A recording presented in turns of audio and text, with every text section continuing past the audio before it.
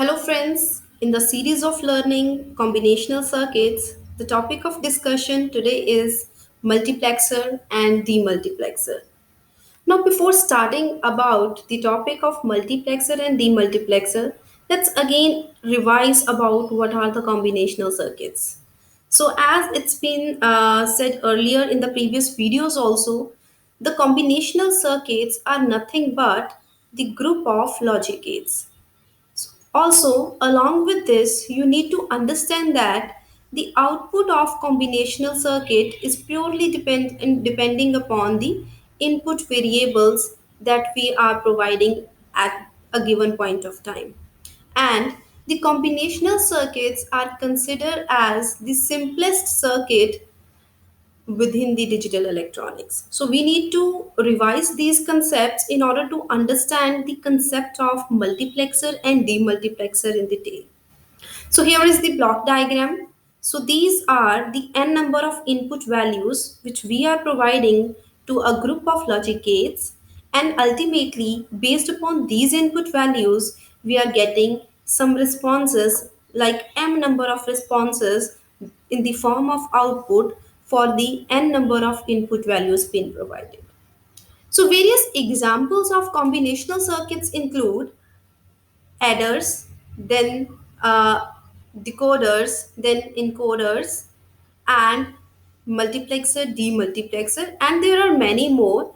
Which, like you could say that any circuit which is using a group of logic gates, that particular terminology or that particular component will be called as a combinational circuits. As simple as it is, we have already discussed these adders, decoders, encoders in our previous video sessions. So today's area of focus is the multiplexer and demultiplexer. Let's understand about this topic in more detail. So here is the information about what is a multiplexer. So multiplexer is a combinational circuit, first of all, as I said earlier also. So it is receiving the binary information from one of the 2 raised to power n input lines and directs to a single output line. So what is the idea behind it? So it is simply saying me that the first thing is the multiplexer is a combinational circuit. The second thing is that the number of inputs that we can provide are 2 raised to power n form, and the number of outputs that we are getting based upon these 2 raised to power n inputs is always equals to 1. Means the responsibility of multiplexer is to choose one suitable output among these 2 raised to power n input values being given. So let's understand in more detail about how the multiplexer is able to obtain the one required output value based upon the 2 raised to power n input values provided. So in order to do this thing, in order to choose one specific output from the given values of input, what the multiplexer is doing is multiplexer is making the use of selection lines. So selection lines plays a vital role here. So the selection of a particular input data line for output is determined by a set of selection inputs. Now, how many selection inputs would be required? Let's understand that. Again, I am taking this considering a scenario where 2 raised to power n are the input lines, and I know that for these 2 raised to power n input lines, I will definitely get only one output. So, number of selection line required for these set of input values would always be equals to n. N is this value. Okay, so idea is very clear. Like a 2 raised to power n to 1 line multiplexer. This is how we represent a multiplexer. 2 raised to power n cross 1 line. Okay, these has 2 raised to power n input lines, n input selection lines. So this is very important to understand, whose bit combination will determine which input data is to be selected for the output, right? So agenda is very much clear. So as it's been demonstrated here as well. Let's understand in more detail by simplifying this expression using some examples. So this is a typical example of 4 is to 1 line multiplexer. So whenever we are working with the multiplexer kind of circuits, so what we need to have is we need to work with the function table. Function tables are nothing but they depict the functionality of the component, how the digital electronic will actually, or the hardware component will actually operate, right? So in order to understand the function table, as I said, in the multiplexers we are basically relying on three components: input value, output value, and the selection lines. I am simply writing select here for selection. So these selection lines for this kind of architecture, so this means 2 raised to power 2 to 1 line multiplexer, right?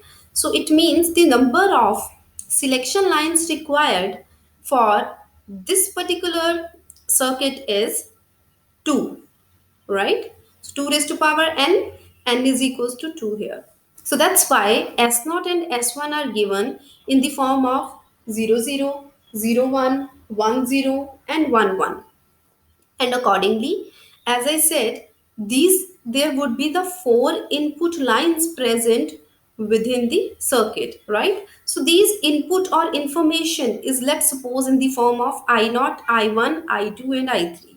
So this function line in total depicts that whenever the select line will be 00, this I naught value will become the output. When the select line is 01, then I1 will become the output. Same is for these two combinations of the select line. Let's have a detailed idea about these select lines and how the output is been obtained, right? So first thing is to understand how this logic circuit diagram will be designed. So as the number of input values that are required are actually 4 in number, so definitely I naught to I3 are those all the input lines. So as the number of input lines are 4, so definitely 4 AND gates would be required. So 1, 2, 3, and 4 are the AND gates which are required. And to each AND gate, what I did is I have applied the information or the input lines.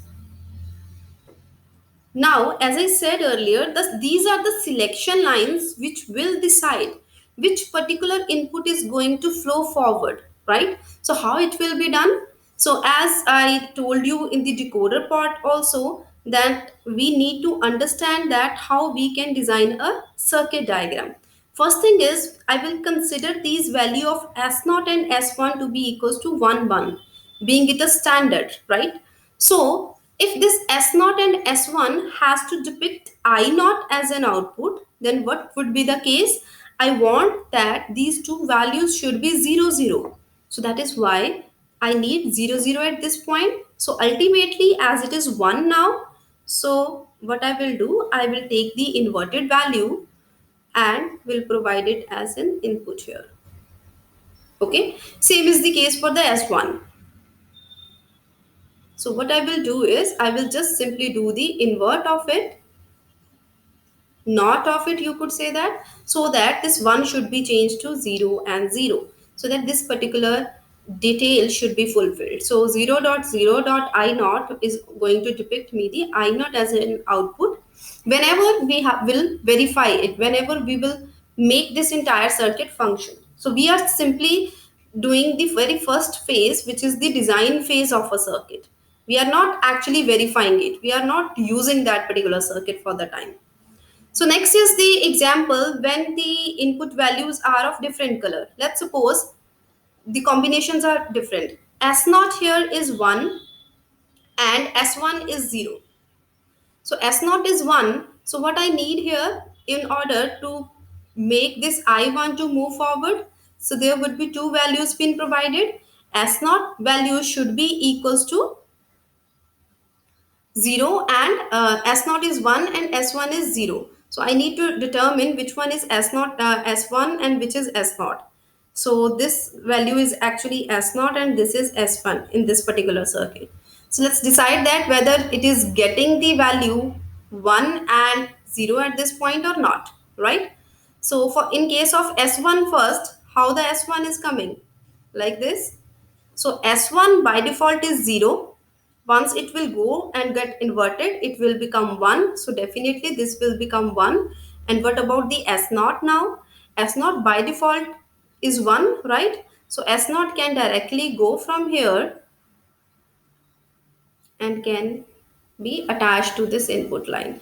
Same is the case for the another two gates also. What I need is here the value of S1 and S2. S1 should be equals to 1 and S0 should be equals to 0. I need to make the combination in that way. And the last value is that both S0 and S1 should be equals to 1 1. So this is how we will design this circuit. Now the next point is after the design phase,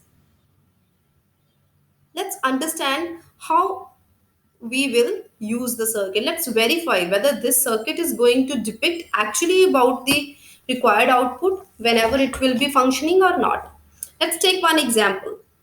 Example is, let's suppose this I2 value. I want I2 value to be depicted here as an output, right? So how I will do that is, it's very simple.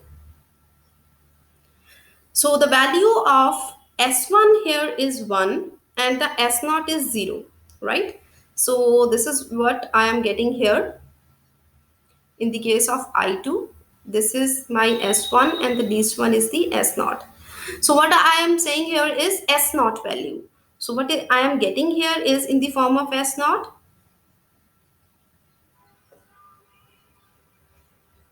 This 0, when becoming doing the not of it, it is becoming 1 here, right? So let's suppose what is getting in the S1 here. S1 is this simple direct line coming from the input S1, right? So it is again coming 1.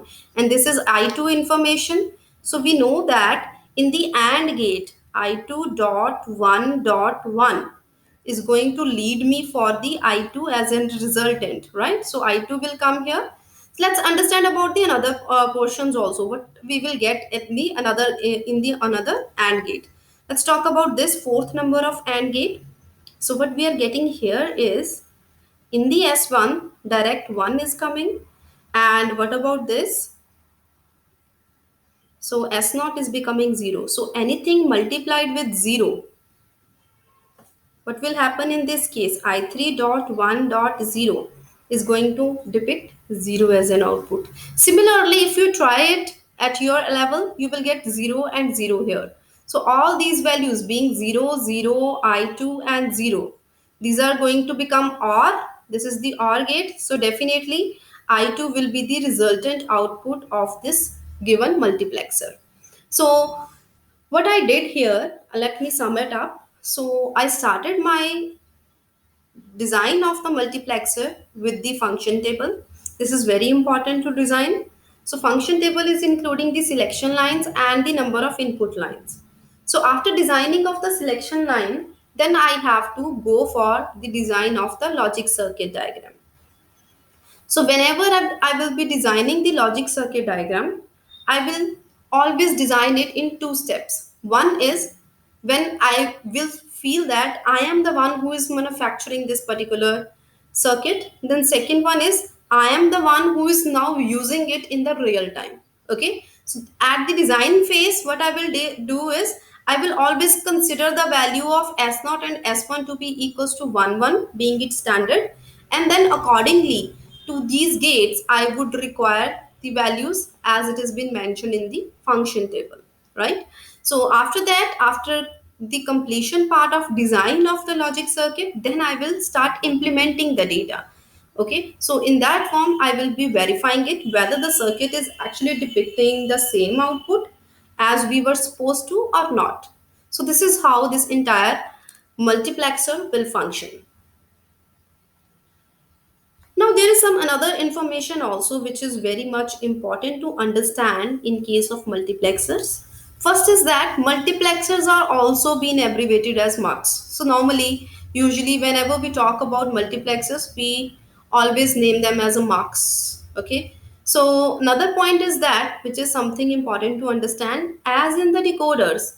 we were using one external input in the form of enable, right? So multiplexers may also have that enable input to control the operation of the units. So this is what is something important to understand here. So it will also lead us for the applications of multiplexers that we will learn just in the next slide. So when the enable input is inactive, so now I am just demonstrating you the use case of enable. If the enable input is inactive, means if E is equals to 0, then the outputs are disabled. No output will come when it is in active state. So whenever E is equals to 1, the circuit functions as a normal multiplexer. Only then it will be able to depict that required output which I am looking from the circuit. So this is very important to understand here.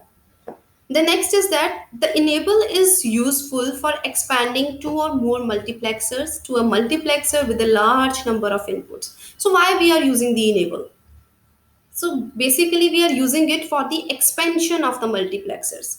As we have learned in the case of decoders, there was a topic named as decoder expansion, right? Where what we were doing is by using the small size decoders, we were actually depicting or we were actually getting the functionality of a large decoder, right? So we have covered so many examples related to this also. You can refer to the previous video session for this.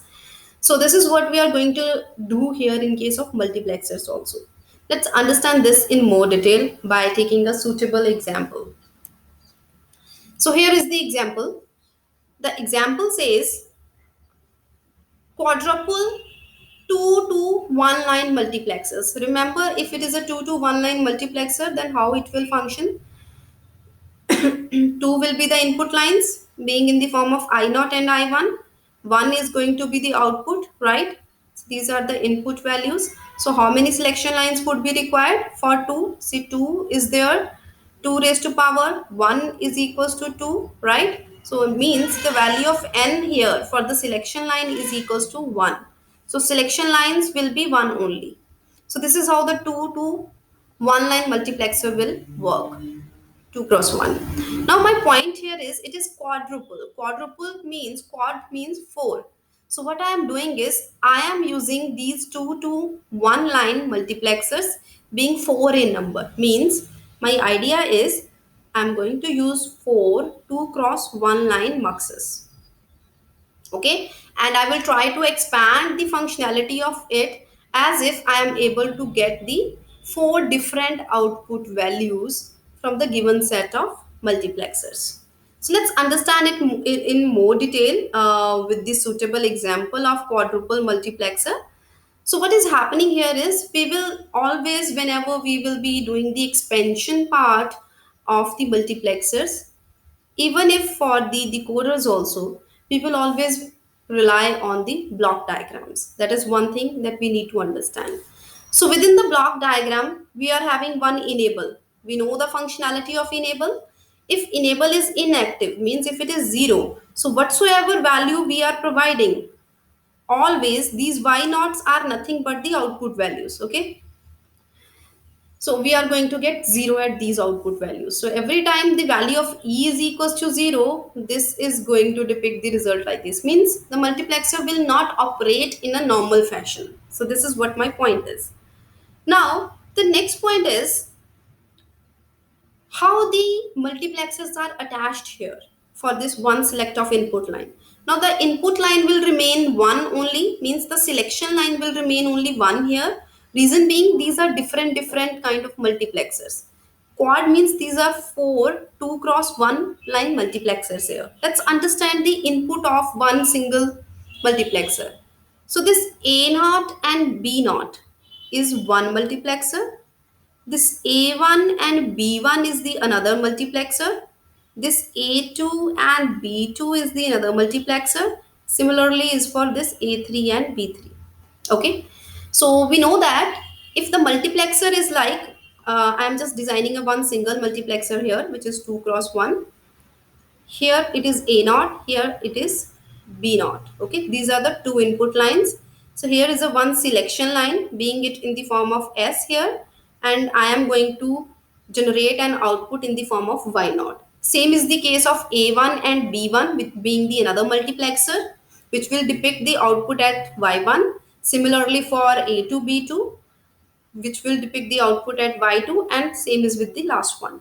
Now, how this function table will work? If they are saying the selection line is equals to 0, like this selection line is 0 and enable is attached, enable is equals to 1, then this a value has to become the output. This a naught will be my output. Okay, so if this selection line is equals to 1, then the output will be this b will move forward and this b naught will be my output. So let's again understand it in this quadruple block diagram. If the selection line is equals to 0, that selection line, like it is 2 cross 1, this is A1, this is B1, and this is S. S is same actually because we have attached them all together and we are providing the one common selection line to all. So this is how they are operating, right? So what will happen when as soon as it will receive 0 and E is equals to 1, this A naught will become active for the first particular mux. In the second mux, this A1 will become active. In the third mux, A2 will become active. In the fourth mux, A3 will become active. So ultimately, Y will yield the result like A0, A1, A2, and A3. Same is the case when we are using the multiplexer of with the selection line with S is equals to 1 and E is also equals to 1. For in that case, as it is saying, the Y will yield the B value as an output. So definitely among A naught and B naught will be selected. From the second, B1 will be selected. From the third, B2 and B3. So ultimately the solution will be B naught, B1, B2 and B3. So this is the application of enable that we are using for the expansion of these multiplexers. We call this entire circuit as a quadruple 2 cross 1 line multiplexer. So I tried my level best to explain you in a simplest manner. So this is how this entire circuit will function for the expansion of multiplexer. Now let's understand about the last topic of this session, which is demultiplexer. So demultiplexers, as the name simplifies, demultiplexer means the opposite of mux. So these will be actually the reverse of how the multiplexers function. First thing is that now we are also abbreviating these as the demux. It is a circuit that has one input and more than one output. So the circuit is always having the one input value, but it is able to provide me more number of output values depending upon the conditions being there. So basically it is used when a circuit wishes to send a signal to one of the many devices. A same signal being generated and that I want that it should be given to the number of devices which are attached within any particular hardware, right? So in that particular case, muxes will be a great choice. So again, it will be having a function table also. So as the name simplifies here also, what I need to do is whenever I will use a multiplexer, I will be using it like this. So this 4 can be represented as 2 cross 2 raised to power m n. Okay, so these n are nothing but the selection lines. So also we will be using the selection lines in this case of demultiplexer also. So selection lines are must. For the 4 input values, the number of selection lines would be 2, right? So the value here for the 4 is 2 raised to power 2. This implies n is equals to 2 in case of this demux. So it means that I am going to use S0 and S1 as the selection inputs. Now, what my agenda is, I am not going in depth of this logic of the logic circuit diagram of demultiplexer because it is not part of the syllabus for this time. Okay, so we are just going to understand this entire thing through the block diagram. So, as I said, number of inputs r equals to 1 only, right? That is, let's suppose I, and I want that these four devices should be able to get the output, right? So number of outputs would be 4. I know that because this is the entire logic. This is the outputs. Now, what my idea is, these selection lines will actually tell me at a single instant of time among these four output values which particular one is going to receive this in I value. So, this is what the point is. So, here is the function table for S0 and S1 being 0, 0. Let's suppose when the value here is 0, 0, this I will be taken at this I naught, y naught. Okay, so I will come here. So whenever the input of the selection line is 1 and 0, right? It is 1 and 0 or 0 1 in any case. Then y1 will receive the same value, this. And similarly for 1 0, this output will come here at this y2, and similarly for the y3. So this is how this entire input will be converted into the maximum possible number of the output values.